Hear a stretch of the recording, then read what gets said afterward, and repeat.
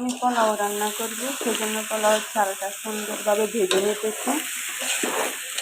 আমার ভিডিওগুলো এখন থেকে ছোট ছোট করে দেখি সুন্দর করে দিতে পারি কিনা। আমার ভিডিও ক্যামেরা এত বেশি ভালো না, তারপর চেষ্টা করি দেওয়ার জন্য।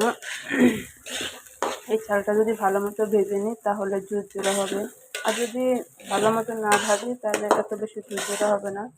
আর পোলাওটা একটু ঝুরঝুরাই খেতে আমার খুব পছন্দ। জানি না কার কাছে কেমন লাগে পোলাও খেতে, কিন্তু আমার কাছে ঝুরঝুরা পোলাওটাই বেস্ট মনে হয়।